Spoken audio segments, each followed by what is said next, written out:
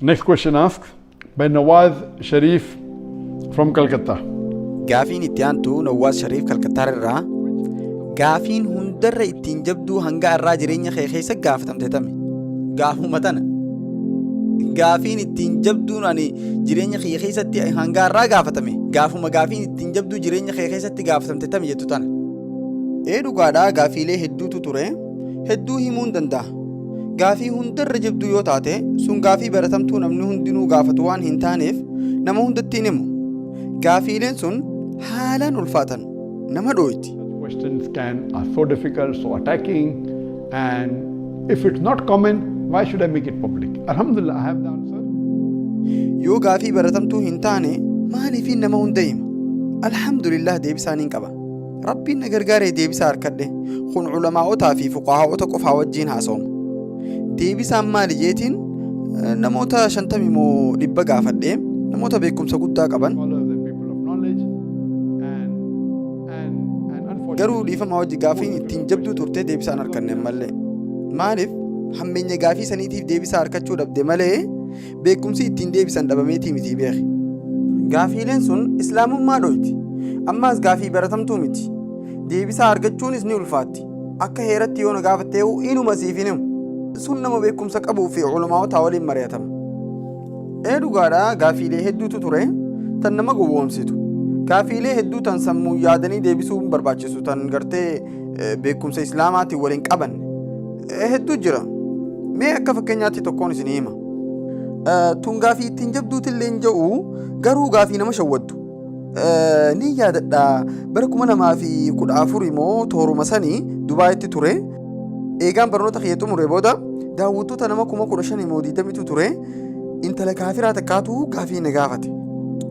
Maal naan jette saati Dr. Zakir yeroo hedduu dhalaan musliimaa maaliif akka hijaaba uffachuu qabdu nama dhaamaa oolta. Mee obboleeyyan lakkuu lama kan bareedinni isaaniitis tokko takka hijaaba uffattee qaama isii guutuu uwwiftee harkumaa fi fuula qofa dhiifte. Taan ammoo huccuu biyya faranjii uffattee gurdii gabaabduu fi huccuu haphii qaama isiin sattarre gartee uffattee deemtu isaan lachuu karaa Dubai gubbaa yoo deemutti jiraatan haa jennumee durriyyeen tokko dhalaa lakkafuuf taa'ee eegaa jiraate dhalaatam lakkafa jettee yaadda. Gaafii tanaanuu durraa gaafadheetiin fakkeenyaas kannaa ture bara 90moota keessa gaafaan dubartii islaama keessatti je'ee haasawa godherraa eegalee gaafiin tun dhufti. Bara 1993 irraa eegalee gaafii tanaan gaafachuu ture. Gaafii tana walgahii irrattis gaafadhee eenyutu lakkafama? Intala huccuu akka faranjii uffatte sani gurdii gabaabduu fi morma qullistu maaliif jennaan nama harkisti amata 20f deebisaan takkuma turte. Intalti tun dhuftee gaafii irra deebitee yaa doktor garuu akka kiyyatti intala hijaaba islaamaa uffatteetu lakkafamaa jette. Hay maaliif hin jeen sababni dhiirti waan huccuu duuba jirtu san harkuu feetii jette saniif durriyyeen dubartii hijaaba uffattee lakkafaa jette. Hoggaatan intaltiiti yaa daawwattoota keessa turte hay yaaboo abbaan kiyya qabame yarraan tana abbaan kiyya qabame jette gaaboo. Gaafiin akkanaatis takkaa deebisaan harkanne anis qaab je'eetumaaniif duubattichi deebi'e. Deebisaan akkanaatun deebisaa shayxaanaati ittiin si qabuuf itti fayyadamanii beeki. Garuu alhamdulillah haala akkasii keessatti kan yeroo hunda nama gargaaru rabbuma. Akkasumatti ol ka'ee yaa obboleetii gaafii bareedduu gaafatteen jeen gaafii isiitis irra deebi'ee fi ani ammoo dubbii tee tanan furadhuun jeen deebisaan tee deebisaa sammuu namaa seentuu mitiin jeen garuu ati yoo deebisaan tee sun sirriidhaa jettee hayaaddu taate maaliif huccuu uffatta? Namni huccuu uffachuun qabuu eegaa amante atummaanuu mataan kee maaliif huccuu uffattee deemtaan jeen na amanii siin ja'atiyyaan achuma qaanfattee bishaan taatee hafte.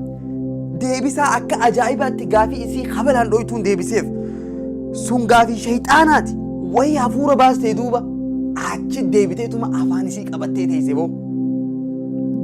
Duuba gaafiileen akkanaatuun namni musliman tahin akka dhufee sirra duunu godhuu dandeessi beektaa?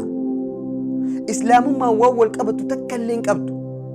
Deebisaan kiyya waanuma sammuun namaa fudhattu ture loojika.